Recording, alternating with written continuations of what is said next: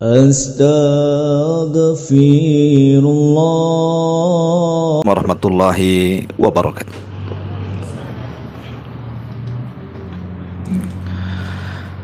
Alhamdulillah wassalatu wassalamu ala Rasulillah wa ala alihi wa sahbihi wa mawalah wa la hawla wa la quwata illa billahi wa ba'du. Qala Allah azza wa jalla ya ayyuhalladzina amanu taqullaha haqqa tuqatih wa la tamutunna illa wa antum muslimun. Amma ba'du, ma'asyiral muslimin wal muslimat rahimani wa rahimakumullah.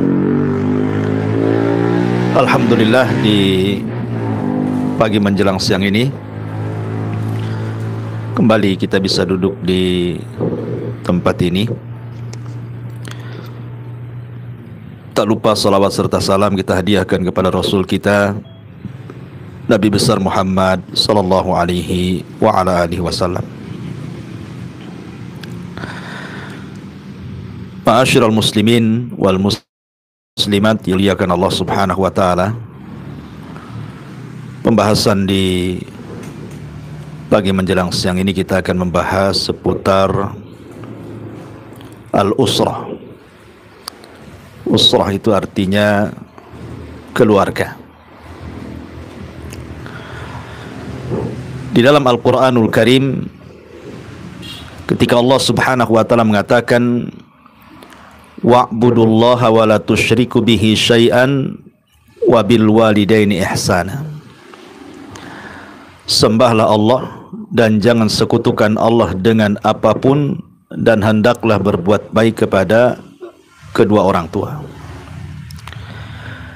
Tapi dalam ayat yang lain Allah Subhanahu wa taala mengatakan ya ayyuhalladzina amanu qu anfusakum wa ahlikum nara. Wahai orang-orang yang beriman, jagalah diri kalian dan keluarga kalian dari api neraka.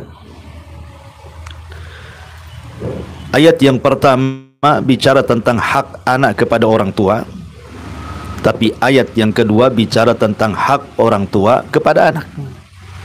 Artinya dalam keluarga itu ada hak-hak yang wajib dilaksanakan oleh kedua belah pihak. Beberapa waktu yang lalu ada orang yang konsultasi kepada saya. Jadi ada seorang akhwat, dia masih sekolah SMA, tapi yang memberikan kontaknya ini kawan yang sudah ngaji, jadi ingin konsultasi. Jadi cobalah dia konsultasi dengan saya. Ketika itu dia mengatakan seputar kelakuan orang tuanya. Jadi anak gadis ini mengatakan, Ustadz, secara materi orang tua sudah memberikan apa yang seorang anak itu cita-citakan.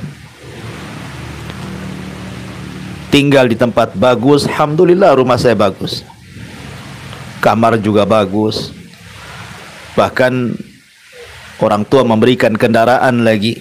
Jadi kemudian pakaian yang bagus, tas yang bagus, pokoknya yang dicita-citakan seorang anak kepada orang tua itu semua tercapai. Jadi saya bilang, alhamdulillah, harusnya kamu bersyukurlah punya orang tua seperti itu. Banyak orang tua yang tidak sanggup memberikan sesuatu kepada anaknya. Kamu di atas nikmat. Dia mengatakan bukan begitu Ustadz, katanya. Masalahnya apa? Memang dia bisa memberikan dunia kepada saya. Apa yang saya inginkan terpenuhi oleh orang tua. Masalahnya dia tidak memberikan sesuatu yang saya inginkan hari ini. Apa itu? Ketenangan hati. Untuk ngobrol dengan bapak saya aja susah. Alasannya sekian menit itu sekian ribu tuh, karena dia konsultan. Dari sini kemudian saya tanya, Cobalah kamu yang mendekati orang tuamu. Kalau orang tuamu tidak bisa dekati, kamulah yang dekati. Dia bilang, saya sudah usaha.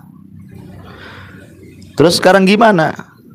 Karena saya tidak mendapatkan ketenangan hati dari orang tua, tidak pernah diberikan kasih sayang, terpaksalah saya mencari pasangan.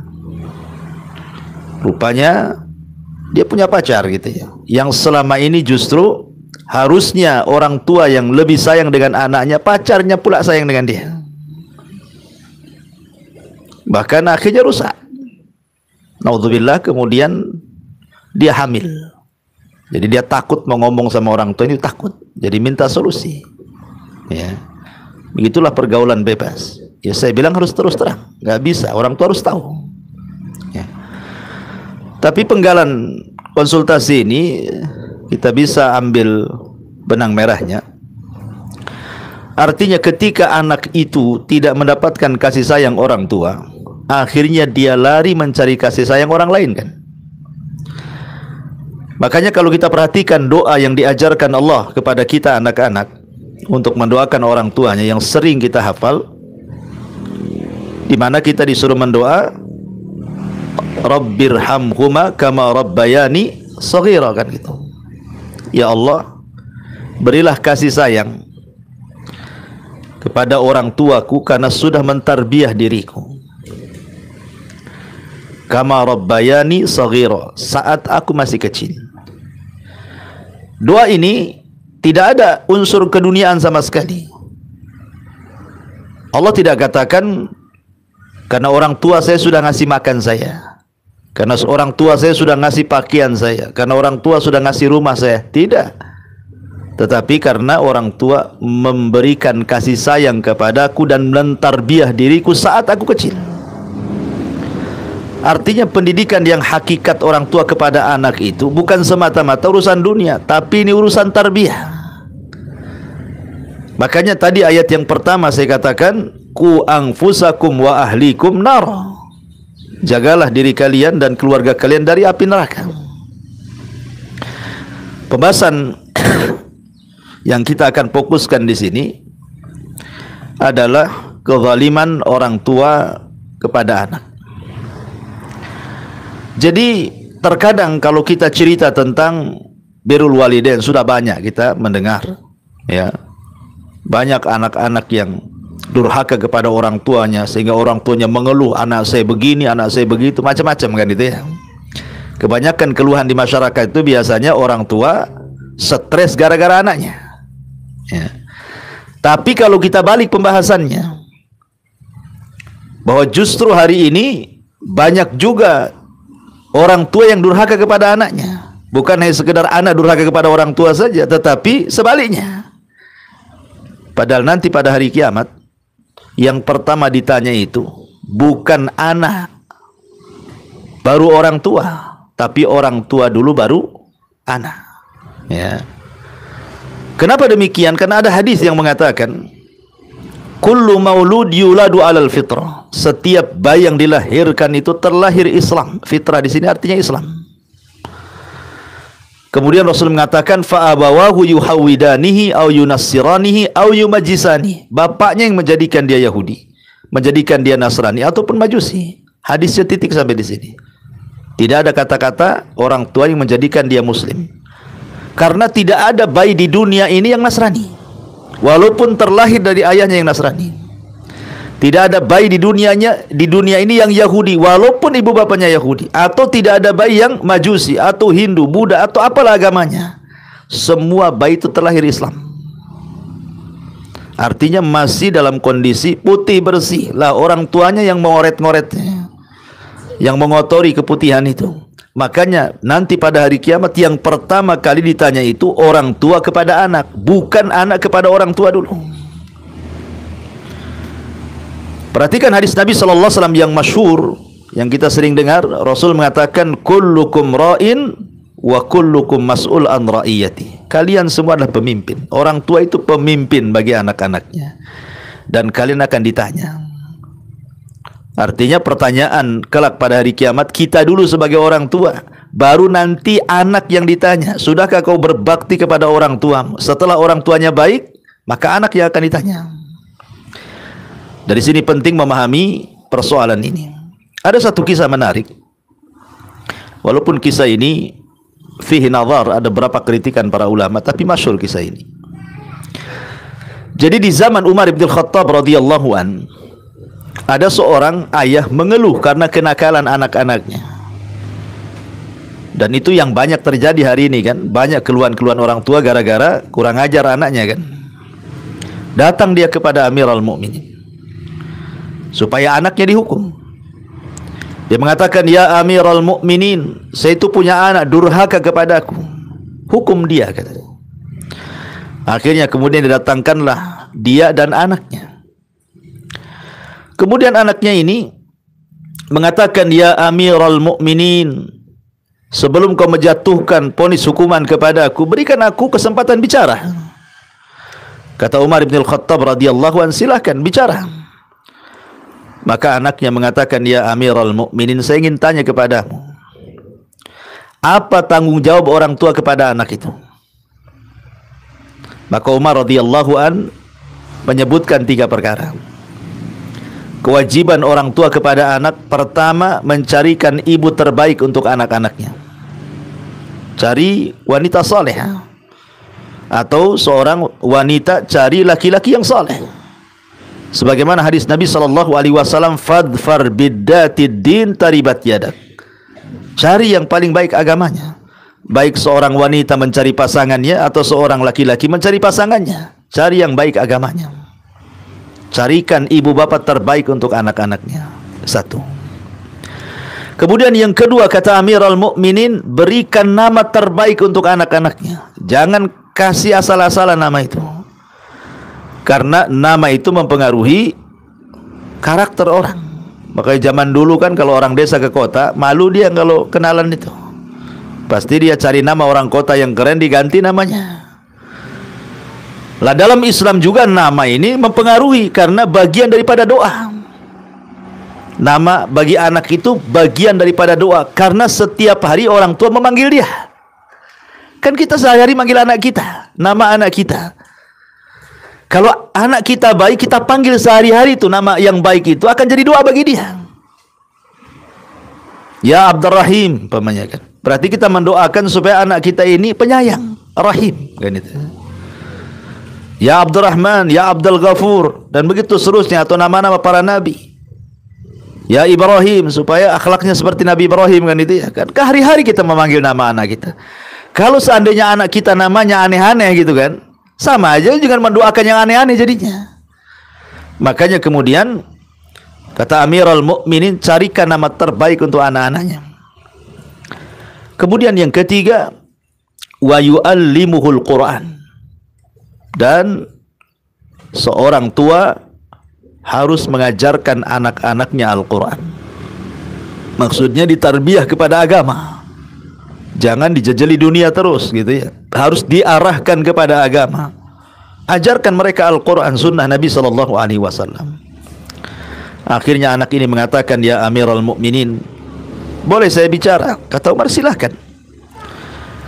Pertama, kamu katakan bahwa kewajiban orang tua itu mencarikan orang tua terbaik untuk anaknya. Sementara ayahku yang mengadu kepadamu itu, tahu nggak ibuku? Ibuku adalah seorang budak majusi.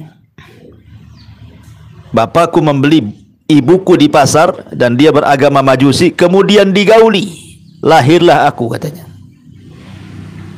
Berarti tidak mencarikan ibu terbaik kan gitu.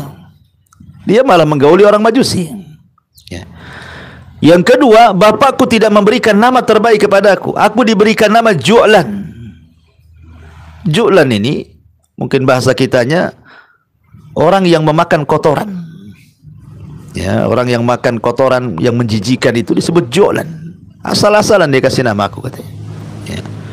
Kemudian yang ketiga, dia tidak pernah mentarbiah diriku. Tidak pernah dia ngajari Quran sama saya. Tidak pernah dia mengarahkan ke agama. Tidak pernah sama sekali.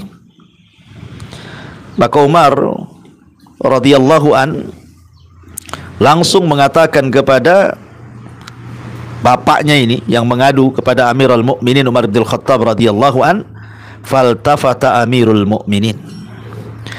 Maka Amirul Mukminin pun kemudian melihat wajah laki-laki tersebut, orang tua tersebut, dan mengatakan, ajina ilayya tashku uquqa ibnataka wa qad aqaqtahu qabla an ya'uqqaka. Maka Umar mengatakan, apakah engkau hendak datang mengadukan sesuatu soal kedurhakaan anakmu kepadamu sementara kau yang sudah durhaka kepada anakmu? Kebalik kamu itu. Itu maksudnya ya. Saya kira kau mengadukan kedurhakaan anakmu kepada aku, rupanya engkau yang durhaka kepada dia. Maka Umar mengatakan, wa asa'ta ilaihi qabla an yasi'a ilaika. Kau berbuat jahat dulu kepadanya sebelum dia berbuat jahat kepadamu, katanya. Lihat dari sini bahwa tidak semua kalimat durhaka itu mesti dari anak ke orang tua. Terkadang dari orang tua juga, kalau dia tidak mentarbiah anaknya, dia juga durhaka dengan anaknya. Makanya saya tertarik dengan perkataan Imam Ibnul Qayyim rahimahullahu ta'ala mengatakan bahwa aktsaru fasadil abna minal aba. Kata Imam Ibnul Qayyim rahimahullahu ta'ala, kebanyakan rusaknya anak-anak itu ditimbulkan karena orang tuanya. Banyaknya rusaknya anak itu karena yang merusak orang tuanya. Adapun pergaulan bebas atau perkawanan-perkawanan yang yang jelek, itu akibat daripada tarbiyah yang salah sebenarnya. Jadi kalau orang tua mentarbiyah anaknya dengan benar, tidak mungkinlah dia melakukan pergaulan seperti itu. Makanya kata Imam Ibnul Qayyim, aksaru fasadil abna minal aba. Kebanyakan rusaknya anak-anak itu karena ayahnya, karena ibunya mendidik tidak benar. La yantafi'u li anfusihim, tidak akan memberikan manfaat kepada diri-diri mereka, dan juga la yantafi'u inda kibarihim li abaihim, dan juga tidak membawa manfaat bagi orang tua ketika dia sudah tua. Kan keinginan orang tua itu kalau punya anak, kalau dia sudah tua ada yang merawat gitu maksudnya kan. Kalau orang awam kan begitu ya. Kalau kita sudah ngaji ya terserahlah kan. Yang jelas bahwa kama tadi nutu, dan kita punya kaedah, sebagaimana kita melakukan sesuatu maka Allah akan membalas sesuatu itu. Sebagaimana kita berbuat baik kepada anak, nanti anak akan berbuat baik kepada kita. Kaedah kita itu sederhana. Tapi kalau orang-orang awam kan beda cara berpikirnya kan itu. Dia berpikir itu, kenapa saya harus punya anak banyak? Kenapa saya harus merawat mereka supaya nanti kalau sudah tua mereka yang merawat saya? Kalau kita tidak perlu kita berangan-angan seperti itu, rawat aja dengan baik, nanti akan berbuat baik sama kita. Karena kita berpatokan dengan hadis Nabi SAW, tabarru aba'akum tabarrukum abna'ukum. Sebagaimana kita berbuat baik kepada orang tua kita, nanti anak-anak kita juga berbuat baik kepada kita. Ada imbasnya di situ. Ya. Ma'asyiral muslimin wal muslimat rahimani wa rahimakumullah. Bahkan dijelaskan juga oleh beberapa para ulama tentang ahammiyatu asyratu uquq atau asrutu huquqi al-walidaini li abnaihim. Jadi kata para ulama, perhatikan 10 perkara yang harus ada pada setiap orang tua kepada anaknya. 10 perkara ini perhatikan ya. Yang pertama, ikhtiyarul ummi salihati tayyibati dzatal asli tayyibati wal khuluqil qawimi.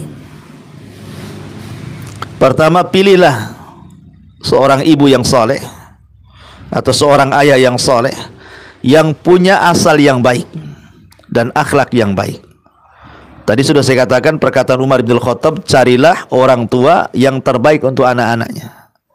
Karena ini akan mempengaruhi masalahnya. Akan mempengaruhi jahatnya orang tua kepada anak ya. Tetapi masalahnya sebenarnya kalau seandainya bapaknya ngerokok, ibunya ngerokok, anaknya ngerokok, itu saya kira sudah wajar kan. Ya wajar aja lah anak yang ngerokok, orang tuanya ngerokok juga kan itu ya. Umpamanya bapaknya bajingan, anaknya bajingan, ya wajar lah. Bapaknya aja bajingan, umpamanya kan seperti itu. Justru yang mengherankan itu kalau bapaknya bajingan, anaknya pula ustadz. Itu agak heran kan itu ya. Orang tuanya tidak pakai jilbab, sobak-sobek, nggak jelas pakaiannya. Anaknya pula menutup aurat pakai cadar gitu ya. Bapaknya nggak sholat, anaknya pula rajin sholat. Itu yang buat heran sebenarnya. Kalau seandainya anaknya jahat, orang tuanya jahat, kita tidak heran.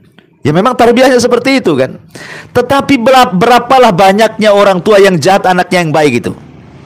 Berapa? Itu kan karena hidayah anak saja sebenarnya. Tidak banyak. Kebanyakan itu umumnya anak-anak itu ikut orang tuanya. Orang tuanya baik ikut baik, orang tuanya jahat ikut jahat. Itu umumnya manusia seperti itu. Sedikitlah ada orang tua yang jahat, anaknya baik itu. Ya karena itu Allah memberikan hidayah kepada kita dan juga kepada anak-anak tersebut gitu. Jadi makanya dari situ kita harus mencari sebab. Salah satu sebabnya adalah ikhtiar tadi, mencari pasangan terbaik. Dan ini kita harus doktrin ibu-ibu yang punya anak perempuan gitu ya, atau punya anak laki-laki. Jadi sekarang sudah didoktrin anak-anak itu. Kalau cari pasangan, kalau cari istri atau cari suami, cari yang terbaik. Ya. Bukan terbaik itu secara dunia, tidak. Materi itu bisa dicari. Tetapi agama itu sulit dicari.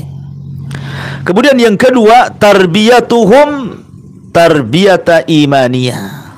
Kewajiban kita orang tua itu memberikan tarbiyah imaniyah. Tarbiyah yang mendorong anak itu jadi takwa, ya, jadi takut kepada Allah Subhanahu wa taala. Dan jangan pernah bosan mentarbiyah anak itu walaupun anak kita anggaplah sudah nikah, sudah punya istri, punya suami, punya anak-anak. Tidak terputus kewajiban orang tua mentarbiyah mereka walaupun mereka sudah sama-sama tua. Mana kisahnya? Kisah Nabi Ibrahim. Ya. Ketika Ibrahim mendengar anaknya Nabi Allah Ismail menikah, dia pengen tahu karakter istrinya seperti apa, karena nggak pernah ketemu masalahnya. Berangkatlah Ibrahim dari Palestina ke Mekah, ke suku Jurhum tuh. Kemudian bertamu ke rumah Ismail. Ismail sedang nggak ada, sedang kerja. Ya. Sementara istrinya tidak tahu kalau itu mertuanya. Ibrahim berpura-pura dan tidak mengaku kalau dia bapaknya Ismail. Dia ingin memberikan ikhtibar ujian kepada istri Ismail yang pertama itu. Tiba-tiba setelah ditanya beberapa masalah, mengeluh dia. Mengeluh soal ekonomi, mengeluh soal dunia, dikeluhkan semuanya. Bahkan dia pun tidak punya akhlak yang baik. Dia tidak memberikan suguhan terbaik kepada tamunya, asal-asalan aja dikasih.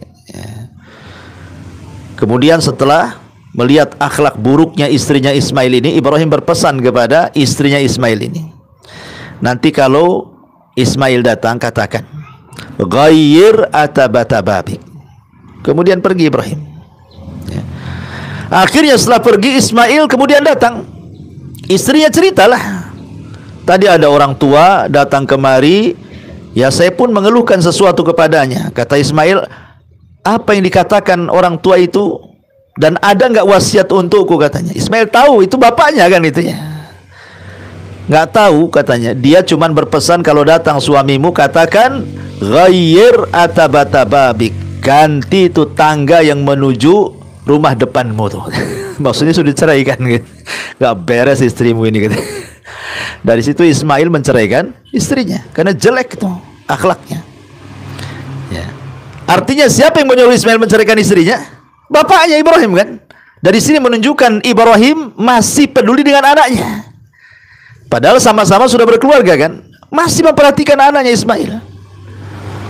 Akhirnya kemudian selang beberapa waktu, adalah pembesar Jurhum punya anak yang salehah, yang bagus sekali. Kemudian dijodohkan dengan Ismail. Akhirnya rumah tangganya semakin membaik. Tapi Ibrahim tetap mau menguji istri keduanya ini. Datang dia, subhanallah, baru datang saja sudah disuguhkan dengan air putih, daging kambing, maksudnya air zam-zam, daging kambing, dan makanan-makanan lezat. Dari situ saja sudah bagus tuh kan. Nah, padahal nggak kenal bahwa itu adalah mertuanya tuh. Kemudian ditanya soal kehidupannya, masya Allah dia qanaah. Dia senantiasa ridha dengan pemberian Allah Azza wa Jal. Maka melihat akhlak terbaik istri Ismail kedua ini, maka Ibrahim mengatakan, la tughayyir atabatababik. Nanti kalau suamimu datang, katakan jangan kau robah lagi tangga tuh.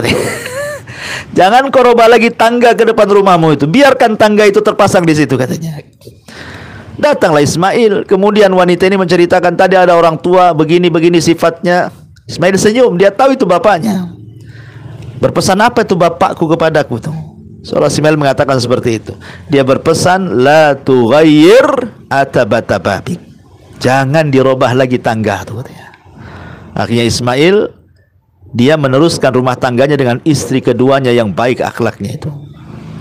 Dari keturunannya lahir Nabi kita, Nabi Muhammad sallallahu alaihi wasallam. Dari keturunan orang baik, istrinya baik, dia juga seorang nabi, lahir nabi kita. Syahidnya di sini apa? Tidak boleh ada henti-hentinya orang tua itu untuk terus mentarbiyah anaknya, walaupun sudah berkeluarga, kan? Ya. Bahkan dalam kondisi anak itu kufur sekalipun, meregang nyawa, mau mati sekalipun, tetap kewajiban orang tua mengajak yang terbaik. Lihat kisah Nuh. Kisah Nuh alaihi salatu wassalam. Dia naik ke atas perahu setelah ada sinyal akan turun azab, kan. Lah salah satu putra Nuh itu kan ada 4 tuh. 1 Syam, 2 Ham, 3 Yafis. Lah satu ini beda pula dia, namanya Kan'an. Dia kufur, dia ikut ibunya. Ya. Ini menunjukkan apa? Kalau orang tidak pandai mencari ibu terbaik, ya beginilah akhirnya lahir Kan'an. Karena istrinya Ismail kufur. Pengaruh juga kepada anaknya. Ada satu anaknya kesangkut pula dengan akidah dia. Ketika Nuh naik perahu, banjir sudah mulai datang gitu, kan. Kemudian terpisahlah Kan'an dari orang-orang kafir itu. Dia lari ke gunung, dikejar sama perahunya Nuh tuh. Apa kata Nuh lihat Kan'an? Irkam ma'ana, ya bunayya irkam ma'ana. Hei anakku, naik ke perahu, katanya. Naik. Ya. Nuh masih punya kesempatan, mudah-mudahan kalau dia naik ke perahu nanti didakwai, nanti sadar gitu, kan. Tapi anaknya tidak dan mengatakan, sa'awi ila jabal, aku tidak akan pedulikan kamu, saya akan naik ke atas gunung, katanya. Nuh sudah mengatakan, la asimal yaum, tidak ada yang selamat nak hari ini, masuk. Tapi dia tetap mengatakan, sa'awi ila jabal, saya akan naik ke gunung, katanya. Nggak akan sampai ini air ini. Ketika anaknya tidak mau dan tetap saja keras kepala, akhirnya Allah katakan kepada Nuh, tinggalkan anakmu, innahu laisa min ahlik, dia bukan keluargamu lagi, katanya. Tinggalkan, akhirnya tenggelam mati sama istrinya. Ya. Tapi syahidnya di sini bagaimana Nuh alaihi salatu wasallam tetap memperhatikan anaknya, kan. Padahal sudah jelas-jelas kufur. Kan itu ya. Mau mati lagi itu, mau kena azab lagi. Tapi dia masih menaruh harapan gitu ya, supaya anak itu berubah gitu maksudnya. Maka dari sini tidak boleh putus asa orang tua itu untuk terus mentarbiyah anak. Terkadang kita ini diuji oleh anak, ya, tidak nurut sama orang tua, atau mungkin kurang ajar dengan orang tua, terkena pergaulan bebas. Padahal itu sendiri kesalahan orang tuanya sendiri sebenarnya, kan. Ya. Tetapi bagaimanapun mengharap hidayah Allah Subhanahu wa taala itu yang terbaik. Kita terus minta kesadaran anak kita supaya bertobat kepada Allah Azza wa Jalla. Ini yang kedua kata ulama. Yang ketiga, kata para ulama adalah al-ihtimamu bi ta'limihim. Berusaha untuk punya perhatian kepada anak-anak itu dengan cara mengajarkan yang terbaik kepada mereka. Bahkan ada seorang anak itu hampir mau bunuh orang tuanya karena selalu dibeda-bedakan dari anak-anaknya yang lainnya. Jadi orang tuanya itu terlalu keras sama anaknya. Sedikit-sedikit dicacinya anaknya, dimakinya, kadang dipukulnya anak itu, ya. Sehingga anak ini berkeinginan, bercita-cita mau bunuh orang tuanya. Hampir saja saya taruhkan racun itu, katanya, biar mati bapak itu. Kan ada anak yang membunuh orang tuanya, kan. Kenapa? Karena tidak ditarbiyah masalahnya. Dendam dia jadinya sama ayahnya sendiri. Makanya betul tadi kata Imam Abdul Qayyim itu, anak yang tidak ditarbiyah ini sudah tidak manfaat bagi anak itu sendiri kelahirannya. Yang kedua, setelah anak ini besar pun tidak akan manfaat setelah tua orang tuanya. Makanya pentingnya di sini al-ihtimam bi ta'limihim. Jadi berusaha untuk punya perhatian dengan mengajarkan mereka, duduk bersama mereka, beri kasih sayang kepada mereka. Makanya dulu ada seorang sahabat namanya Aqra ibn Habis di zaman Nabi. Aqra ibn Habis duduk bersama Nabi. Datanglah Hasan Husain itu, ditangkap sama Nabi, dicium sana cium sini. Namanya anak-anak, Rasul sayang dengan Hasan Husain karena Rasul tidak punya anak laki-laki, laki-lakinya meninggal semua. Jadi ketika punya cucu laki-laki itu sayang betul Rasul itu. Kata Aqra bin Habis, Rasul, aku punya loh 10 anak. Tak ada yang kucium satu pun.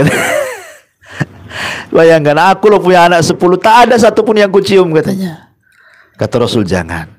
Nanti Allah cabut rahmat di hatimu. Irhamu man fil ardi, sayarhamukum man fis sama. Sayangi orang yang di bumi, nanti Allah sayang sama kamu. Ya. Begitu Rasul mentarbiyah kepada anak itu supaya orang tua itu tetap memperhatikan taklim mereka. Kalaulah memang orang tuanya sudah terlanjur, anggaplah terlanjur baru hijrah. Dulunya memang jahat, kemudian hijrah. Sekarang pengen merubah keluarganya dari mana saja sejak dulu kan. Baru terpikir setelah hijrah. Anggaplah Allah takdirkan seperti itu. Bukan berarti tidak mustahil bagi Allah untuk bisa merubahnya kan. Bisa kalau Allah mau. Betapa banyak kalau orang tuanya hijrah, anaknya diajak hijrah, mau semua kok. Walaupun tidak semua gitu ya. Ada juga yang tak mau bapaknya gitu. Karena sudah tua hijrahnya masalahnya. Anaknya pula udah gede-gede. Ya. Tetapi kita akan tetap saja meminta hidayah kepada Allah untuk kesadaran mereka. Maka penting juga memberikan ta'lim, ya, memberikan ilmu, mendekati mereka, memberikan kasih sayang, mengarahkan kepada agama, supaya yang menyadarkan itu agama yang dipelajarinya. Memang wasilahnya kita yang menyekolahkan dia ke pesantren, mengajarkan, mengambil guru privat untuk baca Quran dan begitu, wasilahnya kita. Tapi kalau dia sudah tahu ilmu, dia itu yang nyuruh sebenarnya untuk berbuat baik kepada orang tuanya. Jadi orang tua itu saya bahasakan menghantar hidayah Allah dengan hidayah irsyad namanya. Hidayah irsyad itu kita yang sampaikan, tapi hidayah taufik itu Allah yang letakkan. Ya. Hidayah kan ada dua ya. Hidayah taufik, kesadaran, itu Allah yang kasih. Yang kedua hidayah irsyad. Hidayah irsyad itu maksudnya memberikan petunjuk, ini jahat, ini baik, ini sunnah, ini bukan, ini tauhid, ini bukan. Itu namanya irsyad. Kita bisa menyampaikan itu. Tapi memberikan kesadaran itu kan bukan wewenang kita, itu wewenang Allah meletakkan kesadaran kepada anak itu. Makanya kita sebagai orang tua itu hanya sekedar menghantarkan hidayah taufik kepada anak dengan hidayah irsyad yang ada pada diri kita. Dengan cara apa? Ya tadi ihtimam bi ta'limihim, berusaha untuk terus mengajarkan anak-anak dengan ajaran yang terbaik.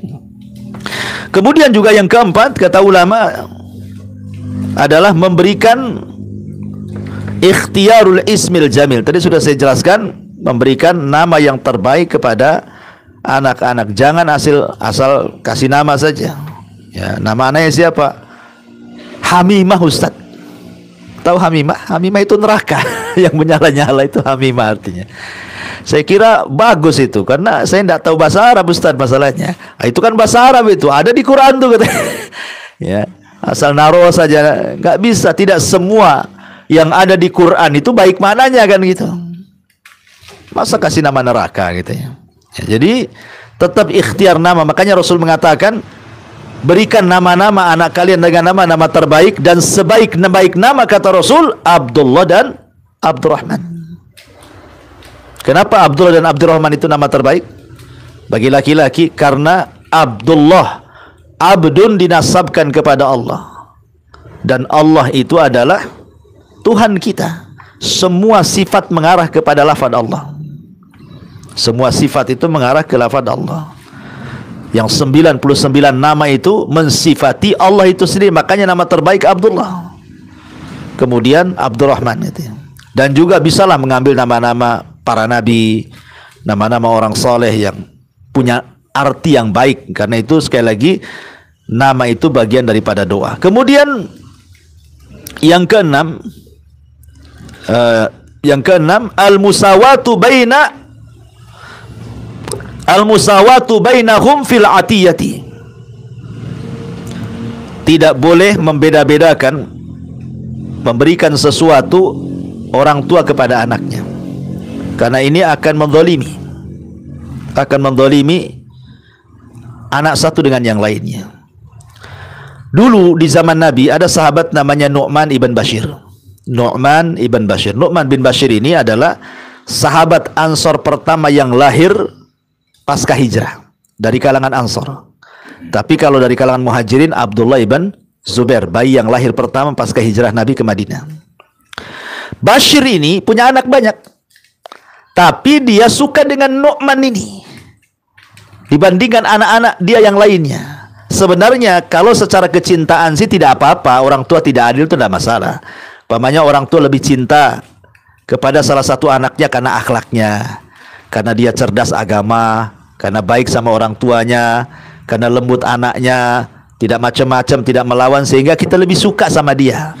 Tidak adil dalam kecintaan tidak dicela, karena agama tidak pernah mengurus hati. Ya, agama itu tidak pernah mengurus hati. Makanya Nabi lebih cinta kepada Aisyah pun tidak dicela oleh Allah kan, dibandingkan istri-istri yang lain, karena agama tidak pernah mengurus hati. Ya. Maksudnya mengurus perasaan itu. Tetapi yang dimaksud adil kepada anak-anak ini bicara soal pemberian. Jadi Bashir ini mengadu kepada Nabi SAW karena dia disalahkan sama istrinya sudah memberikan lebih kepada Nu'man dibandingkan kepada anak yang lainnya. Apa dibolehkan seperti itu?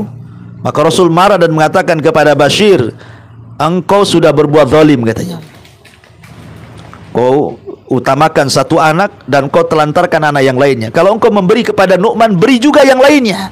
Kata Rasul, i'dilu fi auladikum, berbuat adilah kepada anak-anak kalian.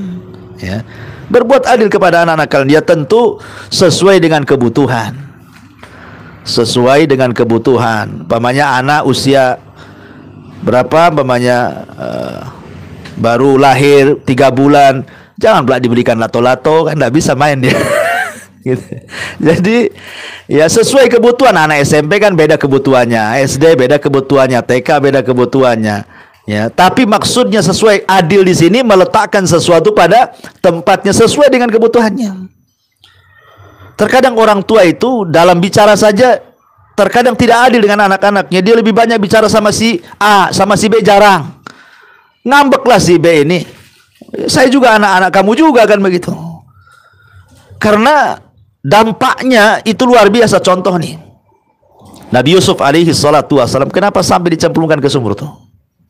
Kenapa coba? Karena hasutan ibunya. Ibu daripada istri Nabi Yakub yang lainnya menghasut anak-anaknya. Tuh lihat tuh, si Yusuf sama si Binyamin itu katanya lebih dicintai ayahnya. Ya, kamu juga anak-anak mereka, kalian sudah besar. Giliran dia menyuruh-nyuruh, kalian yang disuruh-suruh. Giliran sayang-sayangan Yusuf sama Binyamin yang disayang-sayang katanya. Akhirnya tertanamlah sifat hasad nih putra-putra Yakub yang 10 ini. Karena Yakub lebih mencintai keduanya. Nampak di hadapan saudara-saudaranya kan. Tetapi kalau seandainya ibunya tidak menghasut, tidak mungkin juga lah anaknya hasad kan. Karena ibunya yang menghasut. Akhirnya jadi, makanya ini penting seorang ibu itu paling cepat kalau mempengaruhi anak-anak itu orang tua sebenarnya. Mau positif mau negatif, paling cepat ibu itu. Makanya hati-hati ibu kalau punya anak, jangan ngasih pengaruh, karena ibu itu paling cepat ditiru dibandingkan bapak. Bapak ini kan sibuk kerja, ketemunya malam saja kadang-kadang. Dia kan hari-hari sama ibunya. Ya. Nah dari situ juga ketika salah bertarbiyah saja akhirnya jadi masalah. Ya. Bahkan berapa banyak orang yang kemudian setelah orang tuanya besar meninggal rebutan waris pula kan itu. Kenapa? Karena tidak ditarbiyah tadi. Ya. Akhirnya gara-gara harta kemudian bercanggah, silaturahimnya hilang. Kan banyak tuh gara-gara urusan harta waris putus silaturahim kan. Waris ini kan urusan dunia. Ya. Urusan dunia waris ini, silaturahim ini urusan akhirat. Terkadang terputus silaturahim gara-gara urusan dunia kan aneh. Makanya saya nasihati, kalau hanya gara-gara urusan dunia, akhirnya kemudian orang tua marah dengan anaknya, anak marah kepada orang tuanya, saudara marah kepada saudara yang lain. Yang dikejar ini apa sebenarnya? Ya. Kita ini hidup wa ma khalaqtul jinna wal insa illa liya'budun. Jangan sampai urusan dunia di tengah-tengah keluarga menjadikan putus silaturahim. Ya. Karena yang terpenting itu adalah silaturahimnya. Dunia itu kan bisa dicari, tapi kelembutan hati itu Allah yang letakkan masalahnya. Sehebat apapun kita meletakkan kelembutan kepada orang, kalau Allah tidak lembutkan, gak akan lembut. Ya.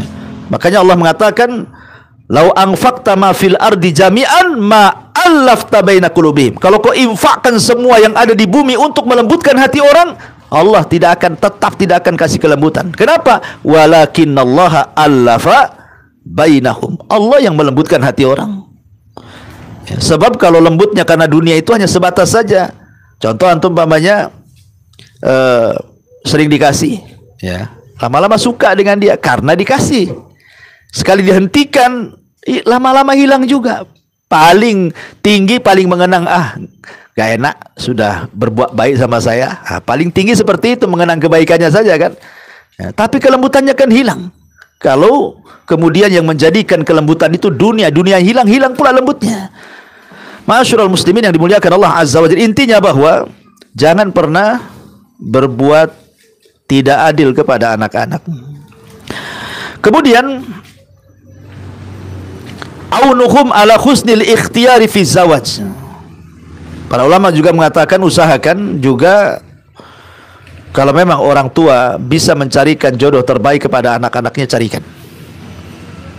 Umar bin Khattab radhiyallahu an, ketika putrinya Hafsah itu kan suaminya meninggal dunia, mati syahid di peperangan,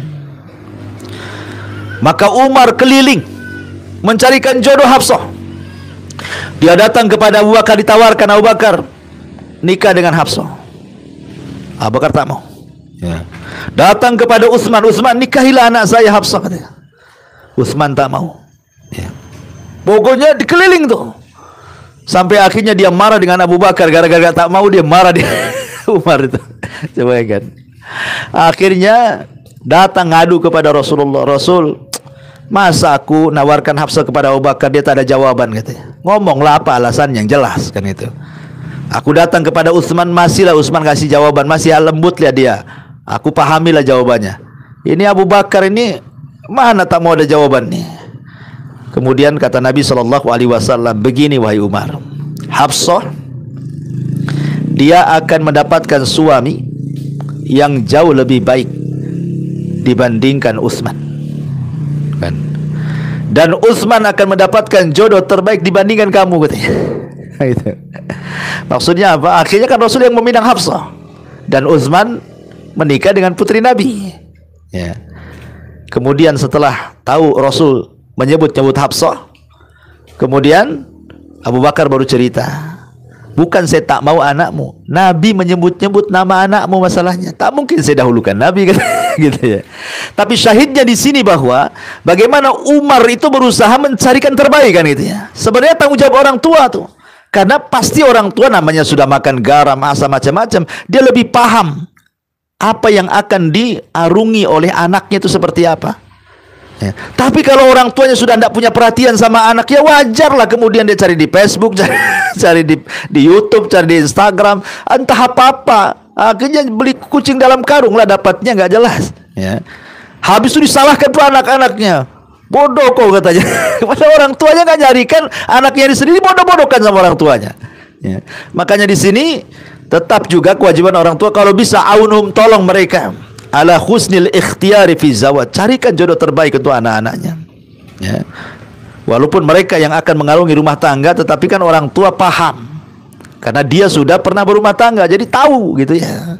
Taib. Kemudian yang nomor 8, tazwijuhum, berusaha untuk menikahkan. Kalau sudah dapat jodoh, ya kewajiban orang tua menikahkan, cari dana kan itu ya. Cari dana, kasih yang terbaik kepada anaknya supaya ada kesan orang tuanya ketika dia menikah seperti apa. Ya. Kemudian juga yang nomor 9, wujubun nafaqati alaihim in kanu fuqara. Wajib memberikan nafkah kepada mereka kalau mereka masih fakir. Umpamanya orang tuanya kaya, anaknya sudah berumah tangga, suaminya kerjanya ya seperti itu saja, walaupun sudah berumah tangga, nggak apa-apa lah, masih dibantu sama orang tuanya, nggak apa-apa, dibantu orang tuanya. Ya. Tetapi ada persoalan yang sering kemudian saya dapat waktu saya ngisi di Radio Hang itu, ada satu persoalan. Jadi ada seorang anak mengeluh gara-gara apa? Diancam sama orang tuanya. Sama-sama sudah ngaji, ya mungkin baru hijrah lah gitu. Jadi orang tua itu mendengar hadis Nabi Shallallahu Alaihi Wasallam, anta wa maluka li abik, katanya. Kamu dan hartamu milik bapakmu. Kan ada hadis yang seperti itu kan. Ya. Hadis Jabir bin Abdullah radhiyallahu an, di mana Jabir ini menceritakan tentang seorang sahabat yang kemudian orang tuanya selalu mengeluh soal harta. Akhirnya Rasul mengatakan, anta wa maluka li abik, hartamu dan hartamu li abiki, milik orang tua, milik bapakmu. Jadi orang tuanya mensyaratkan sama anaknya, padahal udah berumah tangga tuh, pokoknya gaji anak laki-lakinya yang megang ibunya, katanya. Yang megang ibunya. Ya. Kemudian ditakut-takuti dengan hadis ini anaknya itu. Nabi yang ngomong, kamu hartamu milik aku, katanya. Kamu saja milik aku, katanya. Apalagi hartamu. Maka gajimu nggak boleh yang megang istrimu, aku yang pegang, katanya. Akhirnya ya masalah istrinya ini dengan istrinya, hari-hari bertengkar dengan istrinya. Sementara suaminya bingung, takut durhaka sama orang tua. Satu sisi ini juga istrinya, gitu ya. Jadi cobalah kemudian dia konsultasi, nanya, gimana nih Ustadz nih kayak gini nih, kasusnya nih kayak gini nih. Jadi setelah saya baca-baca jawabannya, kalimat anta wa maluka li abik, kamu dan bapak hartamu itu milik bapakmu. Kata Imam Asy-Syaukani rahimahullahu taala, Al-Imam Asy-Syaukani rahimahullahu taala dan juga Imam Ibnul Qayyim dan yang lainnya mengatakan bahwa kalimat li abik di situ ada lam. Lam di sini memang banyak maknanya, ada lil milki. Lam itu maksudnya memiliki makna kepemilikan, seperti alhamdulillahi, ya.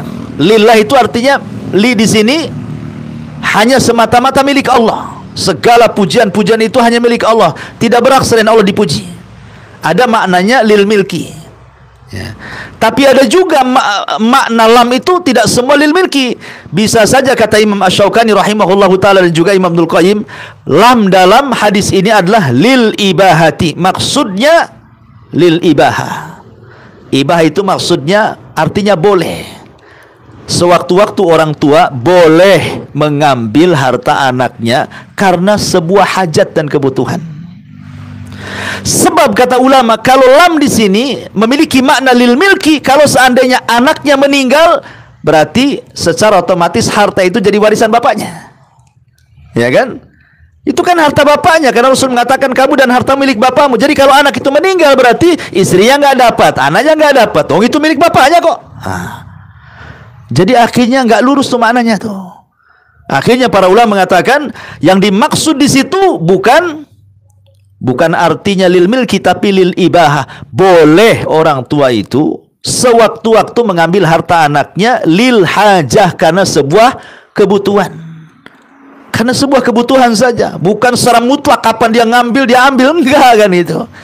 Mungkin orang tuanya pengen handphone supaya bisa komunikasi, nggak punya duit, minta sama anaknya kan itu ya.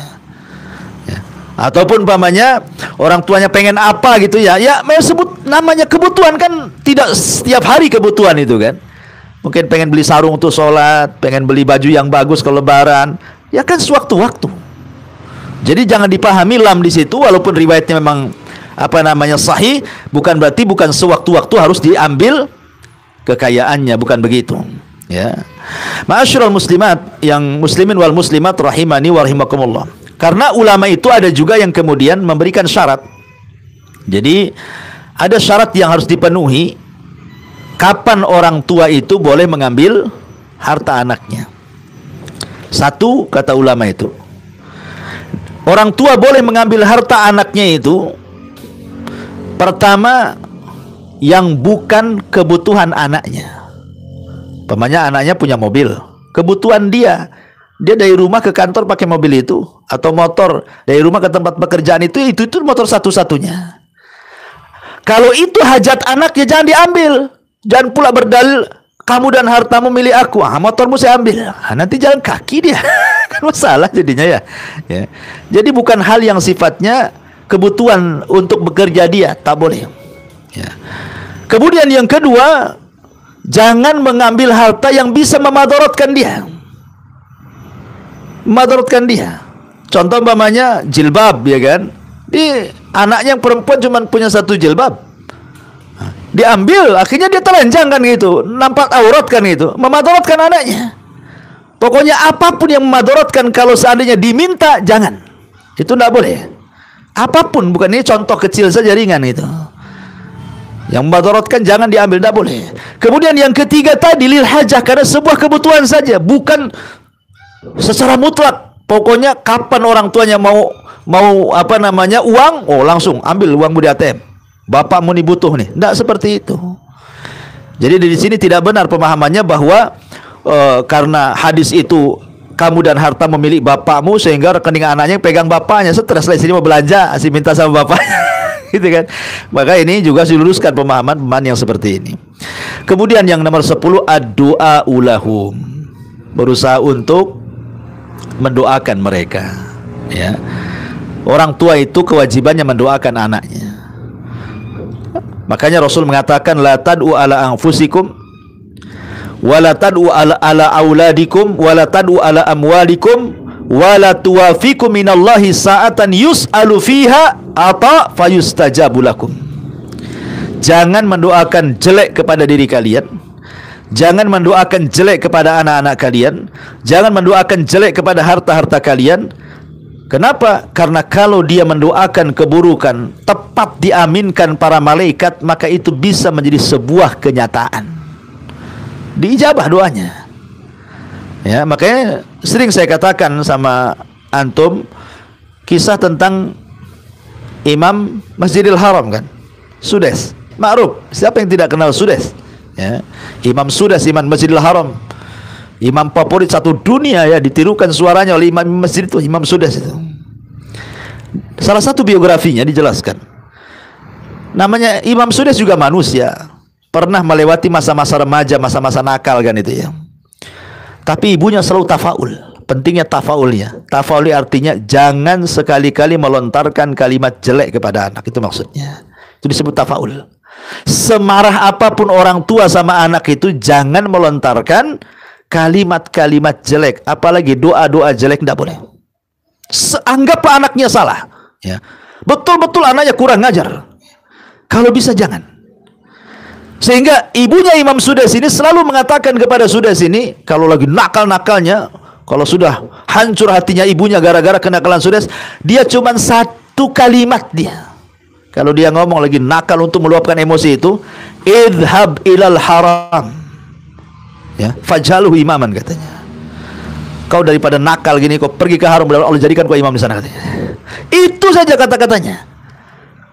Besoknya nakal lagi, kelahi lagi, marah lagi, itu lagi diucapkan. Pergilah kau ke haram, kau jadi imam sana, katanya. Nggak ada kata-kata, cuman itu saja ibunya ngomong gitu. Akhirnya Allah takdirkan, jadilah dia imam. Siapa yang tidak kenal Imam Sudes? Satu dunia orang kenal. Kan enak, Bu, kalau anaknya nakal pergi ke Jabal Uhud, gantikan Abu Merah tuh. Lama-lama betul pula gantiin saja. Tapi kan maksudnya jangan pernah mendoakan keburukan. Jangan. Ya, namanya manusia itu kadang salah. Mungkin anaknya salah, mengambil sikap dia salah, atau apa salah. Tidak bisa kan langsung kemudian dicela, di ini tidak bisa. Kalau bisa tafaul. Marah itu boleh karena kesalahan anak, tapi mendoakan buruk itu tidak boleh. Apalagi sampai meluapkan dengan kata-kata binatang, na'udzubillah. Apalagi sampai kemudian dengan doa-doa kecelakaan. Lebih baik mati aja. Nah, kalau kau tahu kan durhaka waktu bayi udah keceki kamu itu kan, ada tuh yang gitu tuh. Saking marahnya sama orang tua. Kalau tahu kau durhaka kayak gini, biar ku injek saya waktu bayi. Sekarang mau diinjek melawan, tak berani orang tua. Kan itu ya. Saking ada anak yang durhaka seperti itu. Ya, ingat bahwa yang memutarbalikkan hati kita itu Allah. Maka mudah-mudahan dengan doa yang terbaik itulah Allah tidak mustahil merubah hati anak yang jahat itu jadi baik. Tidak mustahil bagi Allah. Banyak kok peristiwa-peristiwanya. Anak yang tadinya durhaka jadi penyayang dengan orang tuanya. Taib ma'asyiral muslimin wal muslimat rahimani wa rahimakumullah. Inilah diantara nasihat para ulama. Intinya bahwa jangan sekedar orang tua itu menuntut anaknya baik. Anaknya harus baik gitu. Tapi juga anak juga menuntut orang tuanya juga memberikan tarbiyah kebaikan kepada anaknya. Balance jadinya keluarga itu kan. Ya, jangan sampai berat sebelah. Kebanyakan kita ini terkadang orang tuanya yang banyak menuntut anak, sementara tuntutan anak kepada orang tua maksudnya dalam tarbiyah itu tidak pernah dilakukan. Makanya terjadilah hukum karma. Ketika orang tua tidak sayang dengan anaknya, ketika orang tuanya sudah besar, sudah tua, butuh kasih sayang anak, anaknya tak sayang. Kan banyak kejadian itu. Buat apa saya sayangi bapak saya? Matilah lebih baik katanya. Saya aja nggak pernah dirawat katanya. Telantarkan nggak jelas, nggak disekolahkan, sekolah putus macam-macam.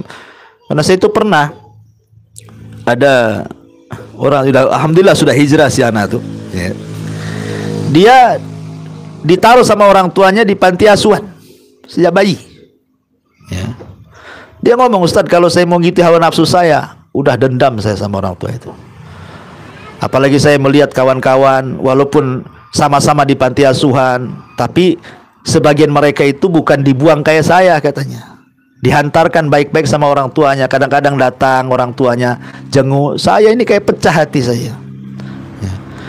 Sudah dilempar ke panti asuhan, tak pula pernah datang gitu ya. Akhirnya dia bersumpah tuh, nggak mau lagi ketemu. Malah doanya yang jelek-jelek akhirnya kan. Alhamdulillah Allah takdirkan orang ini hijrah. Ya, baru dia mau ada komunikasi dengan bapaknya, dengan ibunya. Ya. Sampai ketika menikah juga, padahal dia perempuan, menikah wali hakim, tidak mau dia, padahal orang tuanya. Udah saya ingatkan, tidak bisa kayak gitu. Ya, tapi kan Pak Kua mau menikahkan, ya terserahlah Pak Kua, saya bilang. Terserah Pak Kua lah, saya bilang kan. Tapi yang jelas bahwa kan tidak seperti itu, karena berbuat baik kepada orang tua itu bukan seperti pandangan pedagang ke pedagang. Ya. Apa pandangan pedagang ke pedagang? Kalau ada untung mau gabung, kalau tak ada untung ngapain saya gabung? Itulah pedagang. Ya. Pandangan anak kepada orang tua itu bukan pandangan pedagang ke pedagang. Perintah berbuat baik anak kepada orang tua itu dari Allah. Mau orang tuanya jahat, mau orang tuanya baik, Allah yang perintahkan birrul walidain. Nggak ada urusan dengan orang tua. Pokoknya saya harus berbuat baik. Orang tua mau saya mau kayak apa terserah dia kan itu. Karena saya berbuat baik kepada orang tua bukan karena orang tua, tetapi karena Allah. Itu maksudnya. Jadi bukan karena barter. Kalau orang tua baik, saya baik. Kalau dia jahat, ngapain saya baik gitu. Bukan begitu. Ya. Perintah berbuat baik itu karena Allah. Sama juga ketika orang tua mentarbiah anak. Ya. Bukan kalau anak saya baik, bukan begitu. Ya. Ini sudah kewajiban bahwa Allah mengatakan ku anfusakum wa ahlikum naro. Soal anak itu mau jadi apa terserah. Kewajiban saya merawat dia, mentarbiah dia, mengarahkan dia ke agama. Soal nanti sudah besar terpaksa, karena banyak orang tua yang kecewa ketika mentarbiah anak bukan karena Allah. Tidak sesuai dengan keinginannya. Maunya anak jadi polisi, jadi satpam pula kan nggak balance tuh. Gitu ya. Pokoknya jadi anak pengusaha, jadi karyawan pula. Nah, itu karena niatnya bukan karena Allah. Wallahu alam. Ini di antara nasihat-nasihat yang disebutkan para ulama soal kezaliman seorang orang tua kepada anaknya. Taib, sampai di sini kita buat tanya jawab, silahkan kalau ada yang mau bertanya.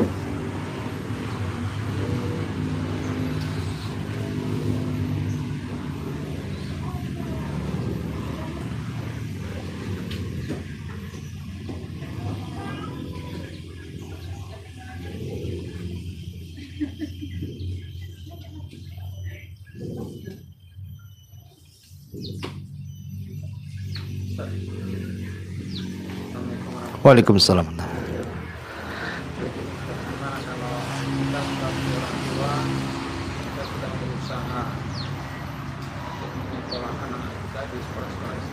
Oke.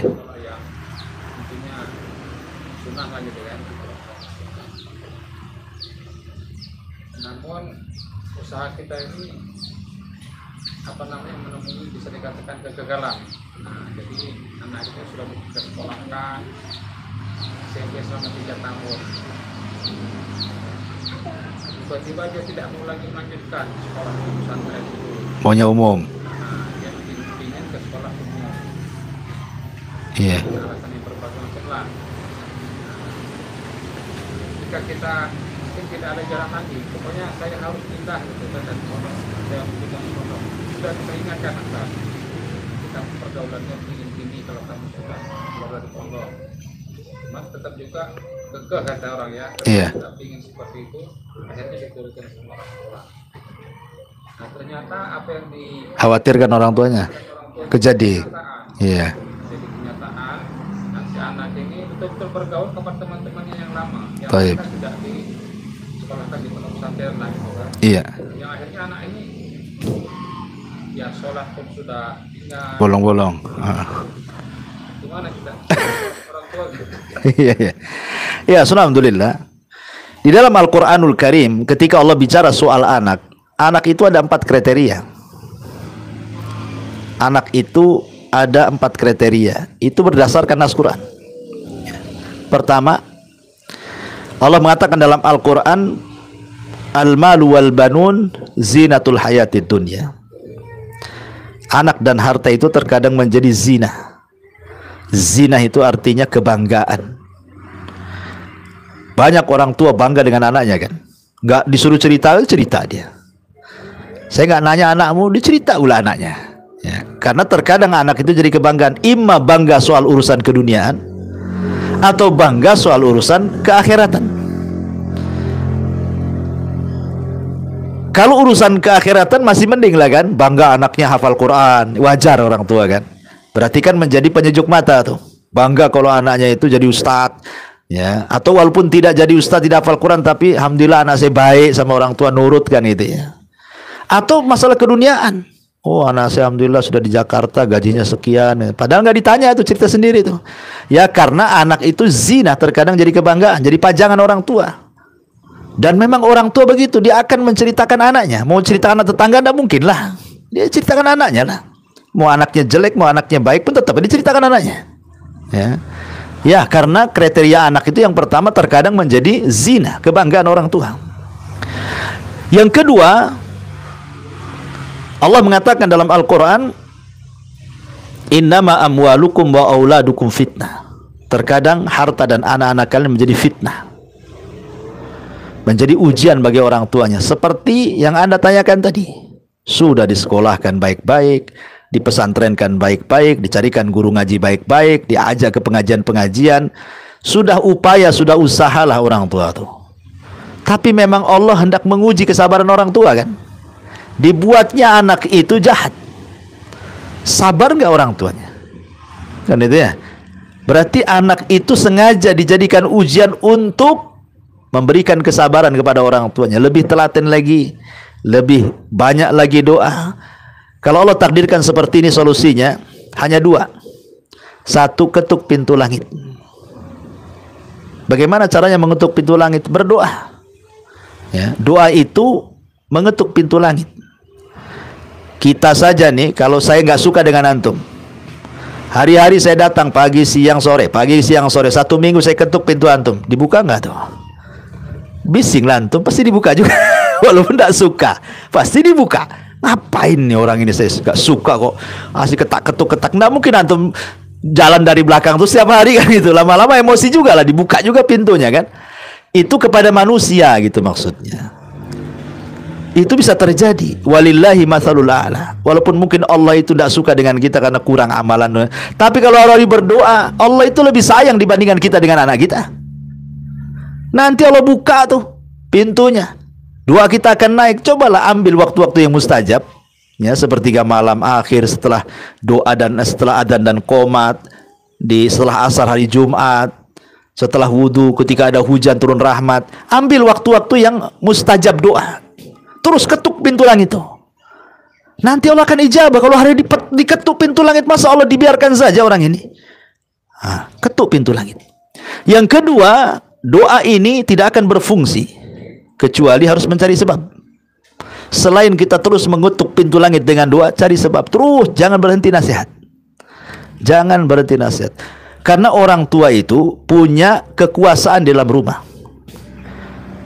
Kekuasaannya apa? Penuh sama anak itu. Lain kalau kita nasihati tetangga, kita nggak nguasai tetangga, paling tinggi dengan lisan, paling rendah dengan hati, takut tersinggung. Tapi kalau sama anak bisa dicegat dengan tangan, ya, karena punya kekuasaan kan itu ya. Nah, makanya harus ada ketegasan dan selingi dengan kelembutan.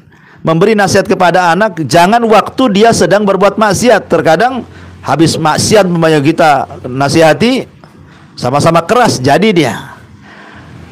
Artinya pandai-pandailah orang tua memilih ketika anak itu, karena hati orang itu kan kata perlama ikbal wa idbar. Kadang-kadang nerima nasihat, kadang-kadang tidak. Sama lah kita rasakan kan. Kadang-kadang waktunya enak kita dengar kajian itu. Kadang-kadang waktunya malas kita ngaji. Itu hati orang seperti itu kan itu ya. Ada waktu-waktunya dia mudah nerima nasihat, ada waktu-waktunya mental dia menerima nasihat. Ambillah waktu-waktu itu. Kapan dia kira-kira entah ajak makan, ajak kemana, ingatkan terus. Insya Allah dengan dua perkara ini bukan mustahil bagi Allah Azza wa Jalla merubah sesuatu dari yang jelek menjadi baik. Ya. Taib. Kemudian yang ketiga, selain jadi fitnah anak itu, Allah mengatakan dalam Al-Quran, ya, terkadang yang lebih parah dari itu masih mending lah yang kayak gitu itu. Yang lebih parah itu yang ketiga, Allah mengatakan aduwwul lakum fahdaruhu. Terkadang anak dan pasangan kalian itu menjadi musuh. Ini lebih parah dibandingkan fitnah. Musuh. Baik musuh secara ideologi ataupun musuh secara fisik. Anaknya menampar orang tuanya, membunuh orang tua, kan banyak tuh kisah-kisah. Hari ini, dulu nggak pernah saya dengar anak bunuh orang tua. Hari inilah kita dengar-dengar itu. Gara-gara urusan sepele dibunuhnya orang tuanya. Gara-gara ingin cepat dapat warisan biar cepat dibantainya orang tuanya. Gara-gara urusan beli sepeda nggak dikasih, dibunuh orang tuanya. Itu bisa jadi musuh tuh secara fisik kan. Ya. Makanya kita hanya berharap kriteria yang terakhir yang disebutkan dalam doa yang diajarkan dalam Al-Quran, Rabbana hablana min azwajina wa dzurriyyatana qurrata a'yun. Jadi ada jenis anak itu yang disebut qurratu a'yun. Qurratu itu menyejukkan, secara dunia menyejukkan orang tuanya, secara akhirat juga menyejukkan orang tuanya. Inilah anak yang bermanfaat untuk kita di dunia, dia manfaat, paham kebutuhan orang tuanya walaupun nggak disuruh-suruh, gitu ya. Dan di akhirat dia pun akan mendoakan kita setelah kematian kita. Ya, kita berusaha saja. Kalau memang Allah uji seperti itu tadi, boleh jadi ini anak saya lagi jadi fitnah nih bagi saya. Harus lebih sabar lagi, harus lebih banyak doa lagi, harus lebih memberikan perhatian lagi. Seperti itu. Dan itu sebenarnya Allah sedang menguji dengan seperti itu untuk meningkatkan derajat kita sebenarnya. Kadang orang tua nggak sadar kan. Dengan tidak sadar nggak sabar. Dengan tidak sabar akhirnya membebaskan. Kalau gitu kau pergi aja nak dari sini katanya. Kau usah satu rumah. Pergi, akhirnya makin jahatnya di luar. Kan gitu ya.